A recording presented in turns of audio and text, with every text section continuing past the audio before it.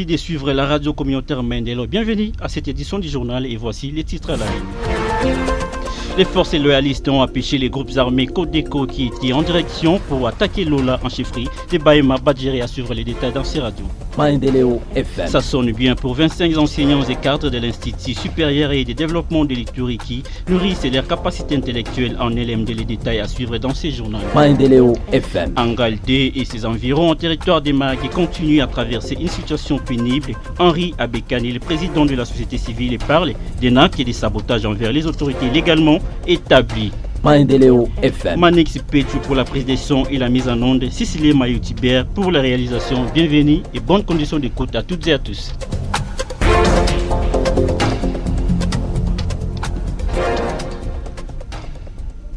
Commençons par cette actualité. 25 enseignants et cadres de l'Institut supérieur et développement de l'Ituri ISDR en abrégé participent dans une formation de 2 jours de renforcement des capacités des enseignants à l'enseignement à système LMD ainsi qu'évaluation des étudiants. Cette annonce a été faite ce samedi 21 décembre 2024 par le directeur général et le chef des travaux P. Kizaba Justin qui indique que cette formation s'est déroulée normalement. Je vous propose de suivre Justin P. Kizaba dans cet élément.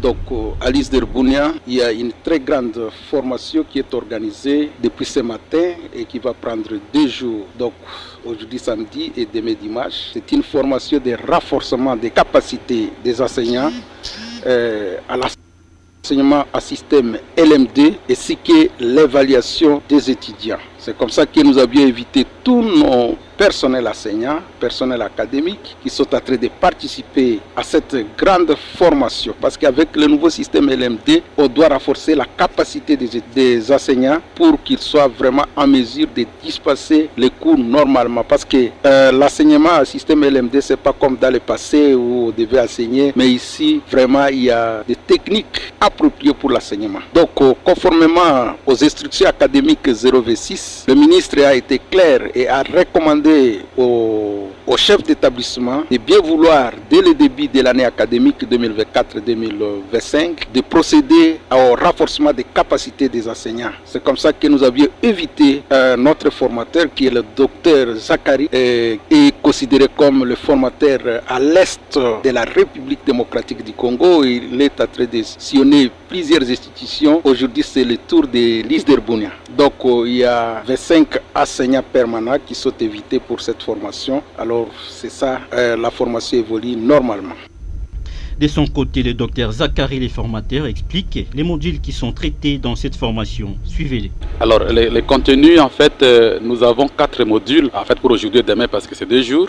Nous avons commencé par le premier module qui porte sur l'organisation de la formation et des enseignements, ainsi que la gestion des semestres dans le système LMD, parce que dans le LMD, ce n'est pas l'année académique compte, qui est l'unité du temps, c'est plutôt les semestres académiques. Donc, les choses sont organisées de façon semestrielle, et ça, c'est le premier module. Le deuxième module, c'est l'enseignement proprement dit dans les LMD, et l'enseignement dans les LMD comporte 3 parties. Il y a les CMI, il y a les TD et les TP, ça c'est le deuxième module. Le troisième module que nous aurons à animer demain, ça sera les évaluations des compétences. Dans l'ancien système, on évaluait les objectifs, donc la connaissance, et dans les CM LMD, il faut évaluer les compétences, parce que les enseignements sont destinés à développer des compétences chez les étudiants, et la compétence, ce n'est pas le savoir théorique, c'est un savoir-faire. Et donc demain, nous allons aborder les modules, le troisième module sur les évaluations des compétences et les délibérations dans le système LMD, et nous allons clôturer par le 4e module qui est en fait les projets tutorés ou tutorés, parce que la finalité de la formation LMD pratique, on ne voudrait pas que l'étudiant termine ses études avec un TFC classe après les études, mais on voudrait bien que l'étudiant termine avec un projet opérationnel, fonctionnel, concret, et donc on va terminer notre formation demain avec le 4e module qui est le projet tutoré, qui va nous faire comprendre c'est quoi les projets tutorés, quelle est la méthodologie d'accompagnement, la méthodologie pour un projet tutoré, pour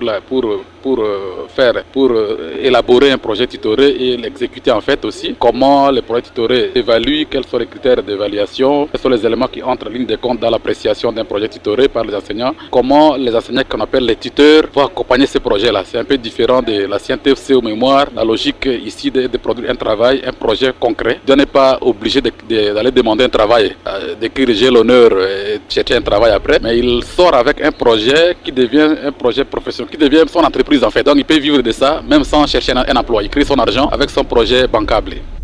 Je l'ai dit à l'entame de cette édition du journal et des éléments de la milice coopérative pour le développement du Congo Codeco en partant vers le site de Lala avec l'objectif de l'attaquer, se sont vus contre-attaqués par les militaires des forces armées de la République démocratique du Congo FARDC. C'était lors d'une tentative d'incursion du vendredi 20 décembre 2024 dans la chefferie de Bahema Badjiri. Les porte-parole de l'armée en Ituri devant la presse ce samedi 21 décembre 2024 avance un bilan de 6 éléments de la Codeco neutralisés lors des accrochages entre les forces loyalistes et c'est hors la loi. Je vous propose de suivre les plus de détails avec les lieutenants Gilles Ngongo.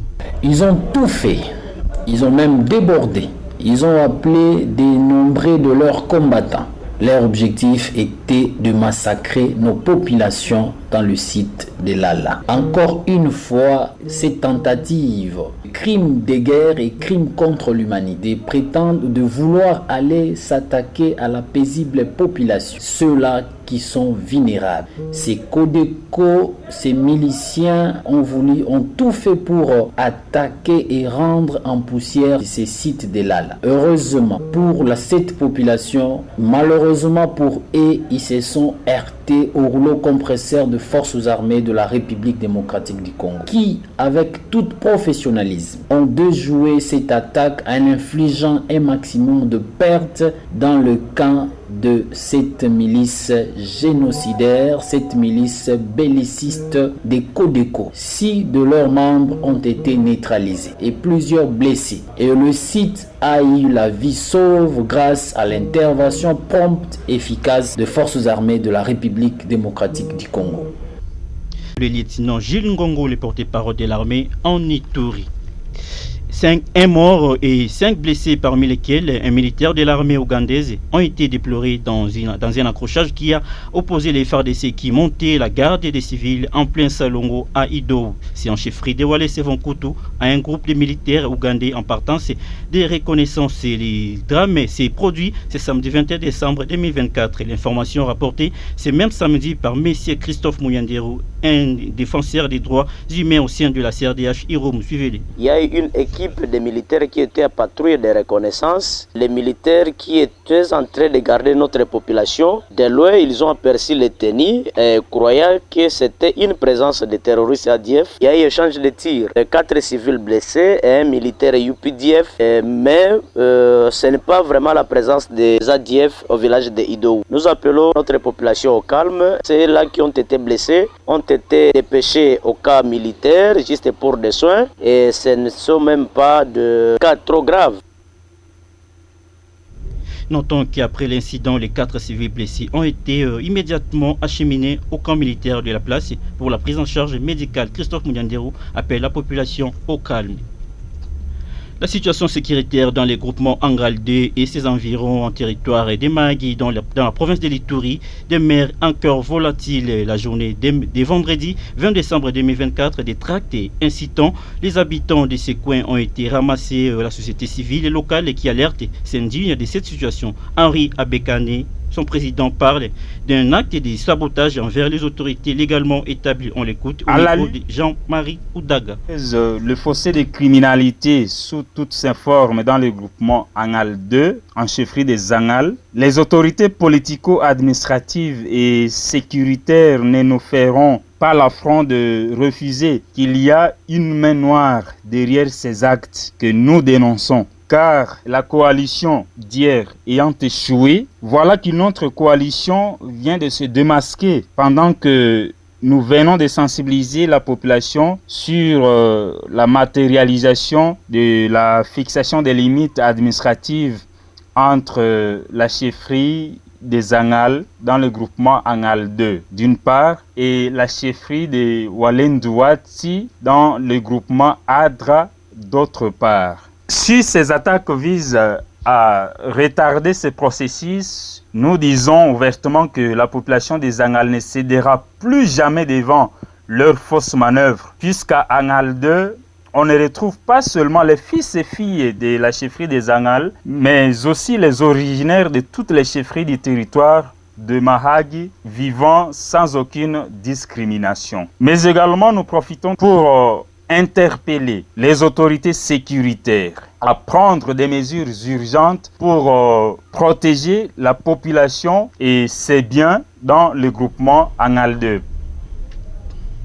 Pendant ces temps, profitant de son séjour dans la région d'Angalde, l'administrateur militaire de Mahagi a saisi ces temps pour appeler les détenteurs illégaux d'armes de les déposer pour que la paix revienne. Le colonel Dissanoa, la loi Jacques, a ensuite appelé ceux qui veulent intégrer l'armée de l'affaire. Oyo azali na posa ya kokota musala soda ake komona komanda. Oyo azali na mandoki akoki kokende ava programme ake pana ya komanda azongisi mandoki wana. Moto akokanga ye azali te toza na processus. Mais tango tokosisa makambo ya programme wana oyo akozongisa mandoki te nde akozwa problème makasi. Ba jeune na biso o batangi bazali na ba diplôme d'état o balingi kokoma officier lokola ngai école ya formation d'officier zali. Terminons cette édition du journal par cette page humanitaire. Afflux des milliers de déplacés vers Lubero centre craignant l'avancée des rebelles de M23 soutenus par le Rwanda. L'administrateur de Lubero appelle le gouvernement congolais et aux humanitaires à une assistance urgente. Selon le colonel Kiwewa Mitela Alain, depuis la conquête des localités de son entité Lubero centre, et a déjà enregistré plus de 4000 familles. Au moment de la société civile et de Kitsumbiro plaide pour une assistance humanitaire en faveur des déplacés cantonnés dans cette région. Suivez Augustin Kombi Kassonia dans cet élément. En fait, nous sommes beaucoup intéressés par leur présence parce que plusieurs sont à Kinshasa, plusieurs sont partout ailleurs, ils ne veulent pas venir s'acquérir de la situation. Et du moment qu'ils sont là, nous avons toujours la scène de voir à Goma, à Kinshasa, partout ailleurs que ça brûle chez nous. Mais Dieu merci, ils sont déjà arrivés s'acquérir réellement de la vraie situation sur le terrain. Et nous pensons qu'ils vont également lever la voix au-dessus d'eux pour que la solution nous soit retrouvée. Parce que maintenant, nous sommes au mois de festivités. Dans quelques jours, c'est la fête. Mais est-ce que nous allons fêter bonne année? La question se pose. Nous avons besoin que, comme le Kinois va fêter bonne année, il faudra qu'à Kitsumbiro également on fête bonne année. C'est par cette nouvelle que nous concluons cette édition vespérale. Mais vous qui venez de nous suivre en cours de diffusion, voici les rappels des titres. Maendeleo FM. Les forces loyalistes ont empêché les groupes armés Codeco qui étaient en direction pour attaquer les Lola en chefferie de Bahema Badir. Vous avez suivi les détails dans ces radios journal. Maendeleo FM. Ça sonne bien pour 25 enseignants et cadres de l'Institut supérieur et de développement de l'histoire qui nourrissent leur capacité intellectuelle en LMD. Vous avez suivi les détails dans ces radios journal. Maendeleo FM. Angalde et ses environs en territoire de Mahagi continue à traverser une situation pénible. Henri Abekanui, le président de la société civile, a déploré qui a parlé d'un acte de sabotage envers les autorités légalement établies. Maendeleo FM. Manix Pechu nous a aidé à la prise de son et à la mise en onde. Jean-Cyr Rumbata a été aussi en compagnie. Moi, c'est Victor Loela qui vous a présenté cette édition du journal. Vous suivrez la même information sur nos chaînes YouTube Maendeleo Bunia Info, mais également sur notre chaîne TikTok.